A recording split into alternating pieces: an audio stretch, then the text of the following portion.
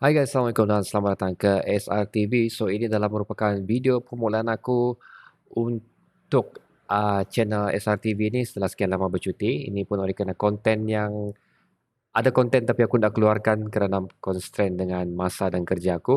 Dan ini adalah video pertama macam tadi untuk memulakan saingan, perkongsian video untuk memulakan saingan Liga Super. Pasukan Sabah FC yang akan bermula 18 hari bulan nantilah di Stadium Likas menentang Seri Pahang. Tapi ini adalah video mengenai recap mengenai apa yang terjadi di Tour Indonesia tahun 2022, di mana pasukan Sabah telah membuat tour ke Indonesia dan menentang 3 pasukan international friendly.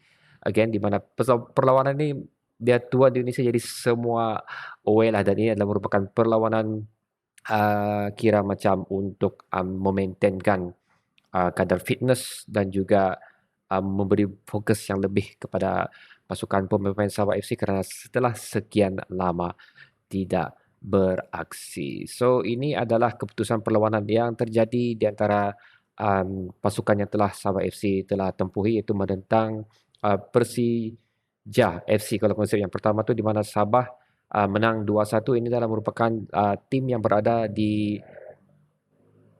Liga 1 Indonesia yang berada di tangga ke-8, dan perlawanan kedua adalah menentang Bayangkara FC. Ini adalah pasukan yang berada di tangga ke-3 Liga 1 Indonesia, di mana Sabah kalah 2-1 pada perlawanan itu, dan perlawanan ketiga adalah menentang pasukan Persiba Balikpapan. Ini adalah perlawanan yang bukan di dalam schedule, di mana aku dah ingat sudah apa first team yang patutnya Sabah lawan sebenarnya untuk match ketiga ni, tapi perlawanan tu cancel dan digantikan dengan pasukan Persiba Balikpapan ni lah, di mana perlawanan tu berakhir dengan keputusan 0-0. Untuk perlawanan ni aku cuba cari details Persiba ni lebih mendalam tapi aku tak jumpa.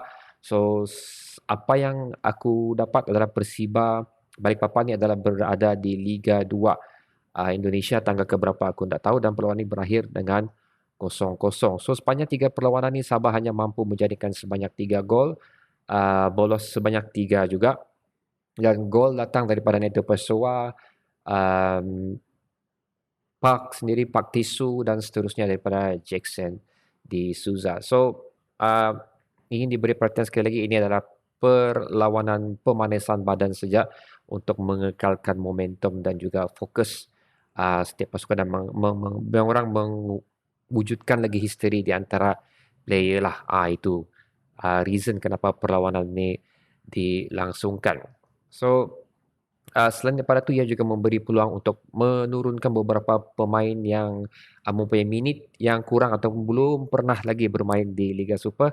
Contohnya seperti Damian sudah ada beberapa perlawanan, Umaring Bacok beberapa perlawanan, Hanafi, Alto, Maxius, dan juga Naim diberi kesempatan untuk beraksi di perlawanan friendly match, dan ada beberapa player Sabah yang lain lagi lah. Dan keputusan daripada perlawanan yang kita tengok ni, bagi aku, walaupun ia friendly tapi ia cukup sengit juga, kerana stadium especially untuk perlawanan pertama menentang Persija Jakarta FC, weh, pack penuh gila. Stadium dia orang macam perlawanan final pula aku tengok di antara kedua pasukan ni.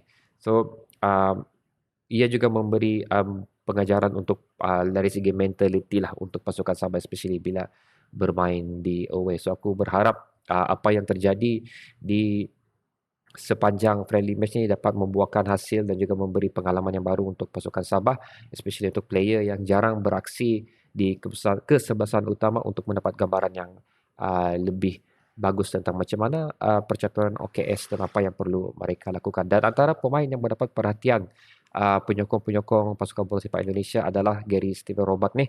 Dia adalah pemain yang mencuri tumpuan lah, especially waktu perlawanan di antara Sabah dan juga Persija Jakarta hari itu, mendapat pujian yang baik daripada penyokong-penyokong pasukan bola sepak Indonesia tempoh hari.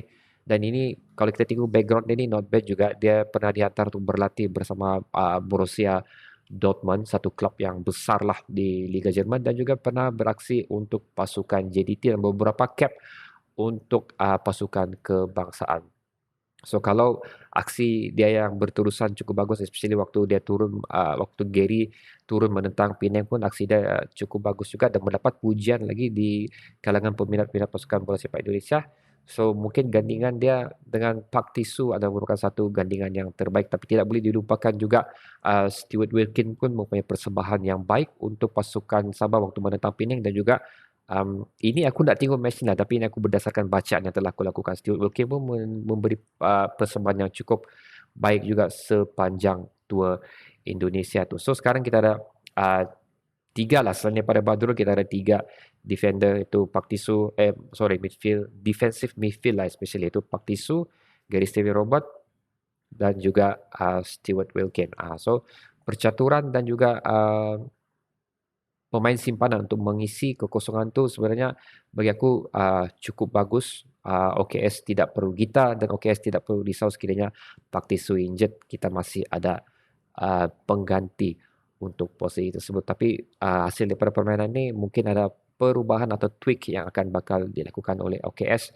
untuk membuat percaturan terbaru bagi menempuh baki Liga Super tahun 2022 yang bakal menjelang tidak lama lagi untuk pasukan Sabah. So itu adalah recap ringkas mengenai apa yang terjadi sepanjang tour ni dan kemungkinan efek yang akan berlaku pada perlawanan yang akan datang. So kita berharap hasil daripada pertemuan Sabah dengan 3 pasukan away match, pasukan yang Sabah temu ni pun bukan calang-calang juga, dapat membuahkan hasil pengalaman yang cukup bagus untuk meneruskan target kita untuk mendapat top 5. Dan kalau boleh aku rasa walaupun benda ni mustahil, untuk merangkul kejuaraan bagi Liga Super nanti. So, okay guys, recap ringkas untuk video kali ini, dan video seterusnya adalah mengenai head to head untuk perlawanan antara Sabah dan juga Seri Pahang. Aku akan jumpa kamu di video next tu lah. So, sampai sini saja untuk ulasan perlawanan Tour Indonesia bagi Sabah FC. Assalamualaikum.